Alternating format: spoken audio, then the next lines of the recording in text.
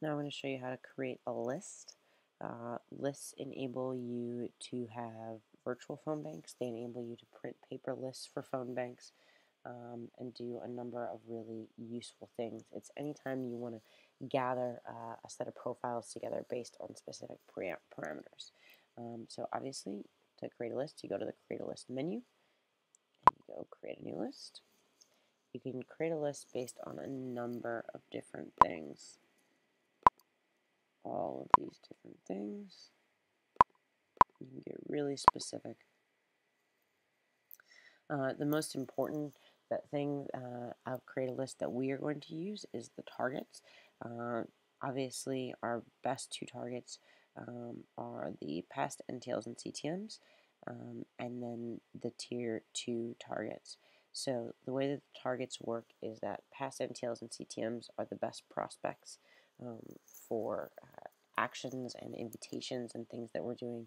Tier 2 targets are the second best prospects, Tier 3 are the third, Tier 4 the fourth, so it gets progressively less good prospects. What that means is that these are folks that we know are actively involved during either the 08 or the 12 campaign, so they're most likely to support the President's agenda and work that Organizing for Action is doing. These are folks that were a little less involved. They perhaps attended some events but were never actually made a team member. And then these were folks that probably maybe went to an event or two, and Tier 4 folks were maybe people that signed up for events but never actually attended any events. So let's say you wanted to create a list of all of the past NTLs and CTMs. Click there. I want to make sure certain suppressions are on. We'll say include bad address. We'll exclude anybody that's deceased. We'll say exclude the do not call folks.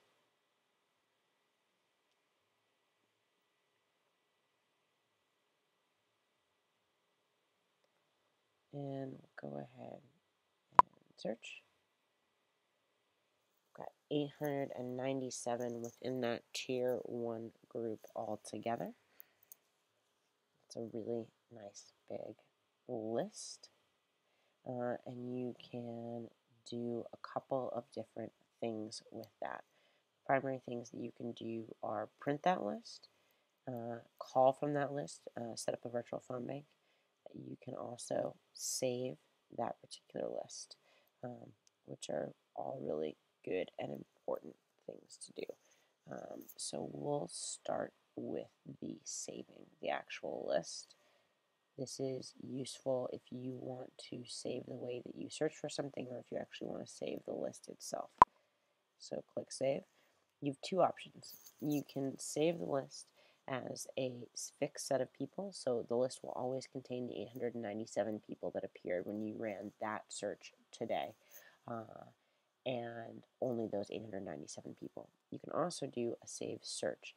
So let's say you know you have a way that you like to pull your lists. You want to see all of your NTL Tier 1 prospects in your particular area, then you can save that as an actual search. You can do that either way, whichever is more appropriate to the situation that you're actually using. If you are making a call sheet, you're going to want to go ahead and do that as a saved list, a fixed list. If you're using this to create call sheets throughout the future, you can set up a save search and then you can save fixed lists after that fact. So let's say we're making this as a call sheet. We've got our saved list, new list, and then it's going to ask you to put it into a particular folder. Don't have any folders yet, so we'll have to make one. So we'll call this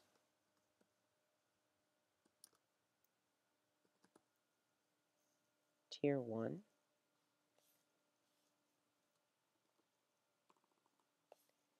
And we'll call this particular list, actually we'll call this targets, folder targets, because that'll be a general folder. And we'll call the actual list tier 1,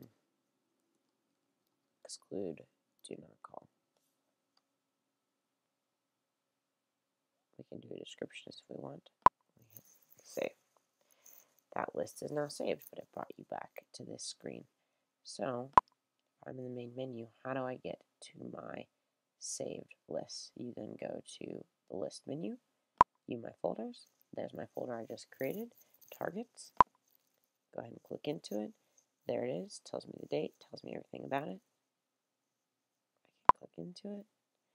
And once you click into it, it'll say, are you sure you want to load this list? It's going to override the current version of your particular list. You can only load one list at a time. So right now, if I go back to the main menu, you notice I can go to my list that I have currently loaded. Or I can go and load this new list. But the list I've currently loaded is the same as this list, so it doesn't matter. So we'll say OK. And then it brings you back to your list. Nice and simple. That is how you create and save a list. Something that you can do here once you actually get into your folders. Let's say you want to give folks access to a particular folder with a set of lists. You want to actually drill down to the folder. Again, you want to go to View My Folders, click into the folder itself, click Edit Folder, and then once you're in the folder, you can actually add individual users, and you can actually add entire user groups. For more on user groups, see the user and user group creation video.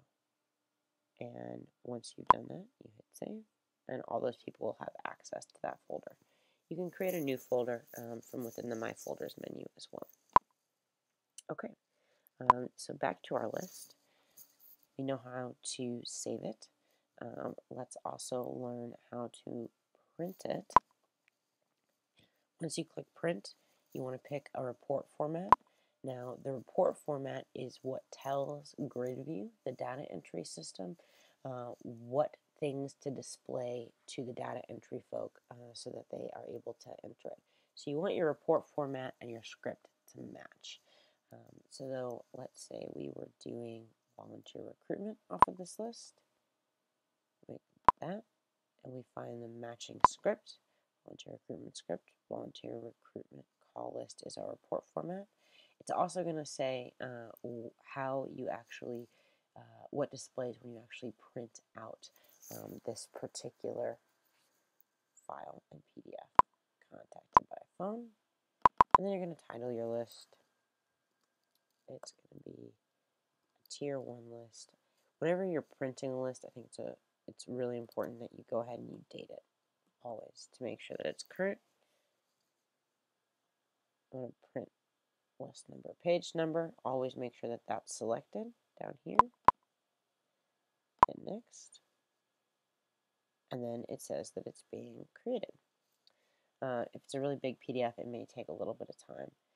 You can, if it's a smaller one, you can click directly through from this menu to your My PDF Files menu, and you will find your list there.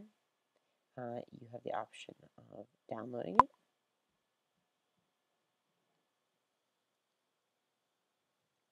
And then you have your actual list. And you can save it. And there it is. If you need to delete, you can, or anything by the by. Another way to access those lists that you have created, get back to that same menu from the main menu, is just to go to My PDF Files. So again, from the main menu, you go to My PDF Files over here on the left-hand side, and it brings you to that list. Something important to remember about this is that it defaults to created by you, the user that's logged in. So if you're looking for lists that were created by somebody else, you need to change this to make it blank, or if you know that person's name, you can type it in, hit refresh, and then you can see all of the lists that have been created. Okay, then the final thing that we can do besides saving and printing is we can actually create a virtual phone bank out of this. Now, I would, in the future, you would never actually make a virtual phone bank out of the same list that you just printed a paper list from, so that's really important. So let's go ahead. Once you're in the screen, click Calls, set up a virtual phone bank list. You want to name that virtual phone bank Tier 1 Illinois.